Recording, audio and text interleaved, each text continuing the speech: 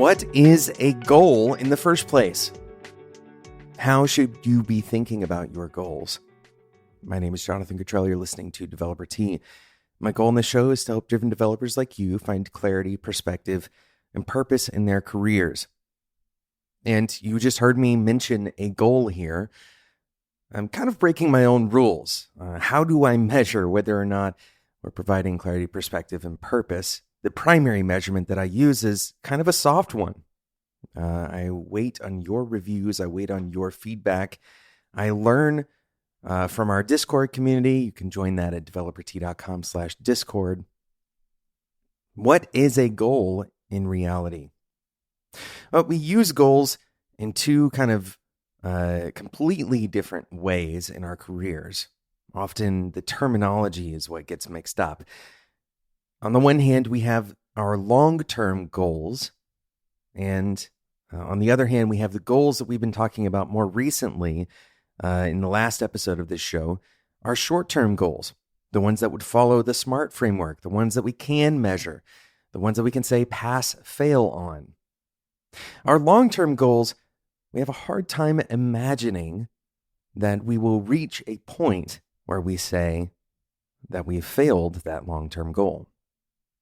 In fact, much of the kind of measurement of those long-term goals is done in our minds. It's done emotionally. And that's because these goals are not really measurable goals after all. Instead, they are states of being, of identity. If they are measurable, those measures are simply indicators of what we expect our state of being to be, what we expect our emotional realization of that moment to feel like. And so in today's episode, I want to focus on this larger idea of goal orientation for our long-term goals. We're going to reframe this concept and use it to inform those shorter-term goals. These two concepts are often kept in different parts of our life. The short-term goals are the kinds of goals that we want to achieve in order to, for example, get a promotion next year or in order to get a good performance review at work. We may have short-term goals in our personal lives, like clean out that closet this weekend or finish that project, that side project that we've been wanting to finish forever. But we often disconnect these from our long-term goals. I want you to take a moment while you're listening to this episode and identify one, just one, of your long-term goals. While you're thinking about that, we'll take a quick break to talk about our sponsor.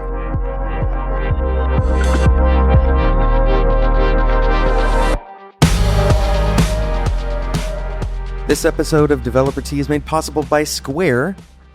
There are millions of sellers across the globe using Square to run every aspect of their business. This is almost ubiquitous at this point. You've almost certainly used something powered by Square in the last week and maybe even in the last day or a couple of hours. Many of those sellers are looking for customized solutions that are deeply connected and easy to use. This is where you as a developer can come in. You grow your own business by extending or integrating with Square, using Square's free APIs and SDKs to build specific tools for sellers, help them solve their problems, and earn more for your business in the process.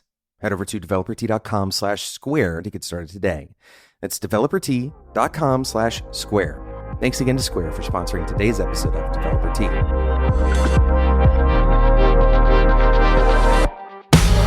What is your long-term goal? We don't have to talk about all of them in today's episode. We want to discuss one of those goals. What is it?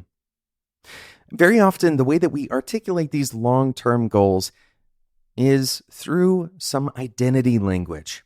In other words, this is who I want to be. Maybe you have a long-term achievement that you've always wanted to reach. You've always wanted to run a marathon. You've always wanted to earn your PhD. Maybe you've always wanted to start a company. These long-term goals, though they may be able to be measured as pass-fail, are often not necessarily tactical. We're not trying to just earn any PhD. We're not trying to just push our bodies once to run a marathon. We're trying to become the kind of person who would run a marathon. We're trying to become the kind of person who would earn a PhD. We're trying to become the kind of person who would start a business. And so when we have these identity-related goals, they often speak directly to our core and deepest motivations. This is kind of the grounds that you'll find your purpose. What is it about earning a PhD that you care about? What are the aspects of that identity that you would like to start to develop in yourself? Now, from this, we can derive other goals.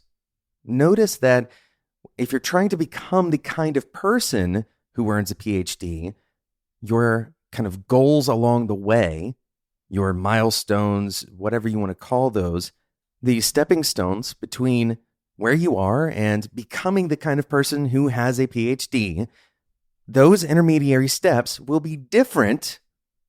You have more opportunities than if you were just trying to earn a PhD. Notice that just trying to earn a PhD, your first steps might be to get accepted into a PhD program, maybe find one that you can afford, very tactical in nature.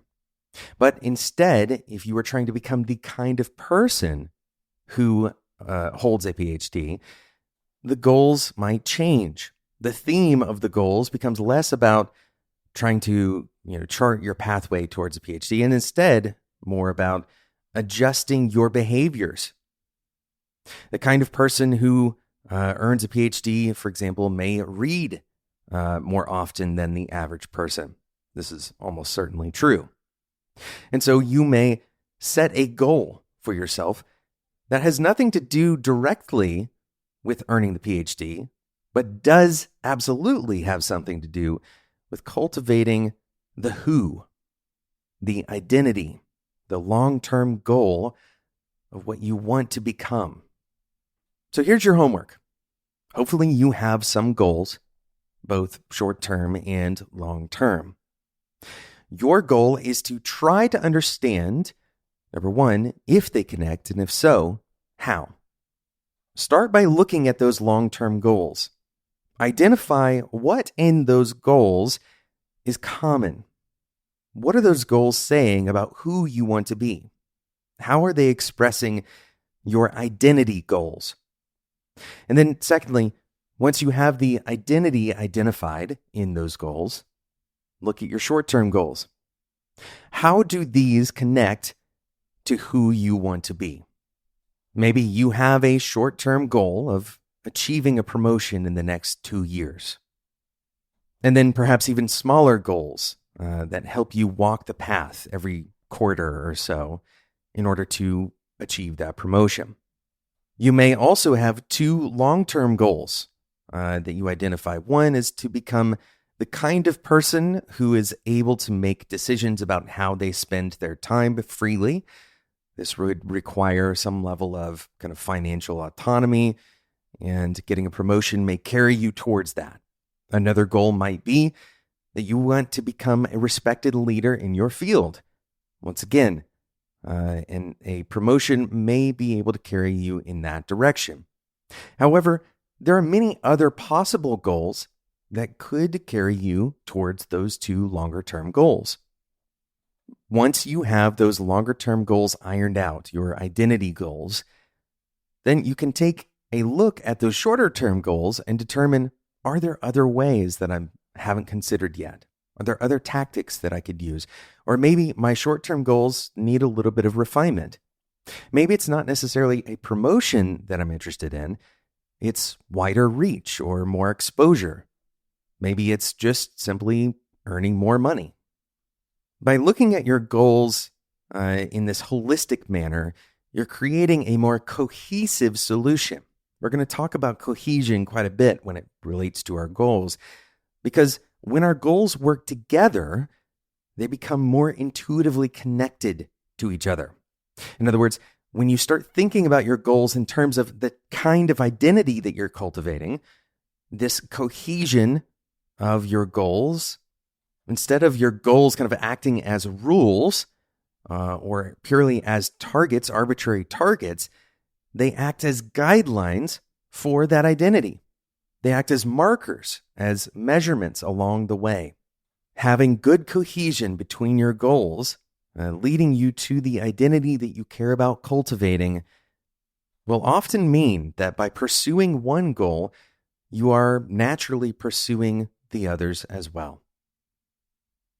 Thanks so much for listening to today's episode of Developer Tea. Thank you again to Square for sponsoring today's episode. Head over to developertea.com/square to get started today with Square's free APIs and SDKs, building tools for millions of sellers around the globe.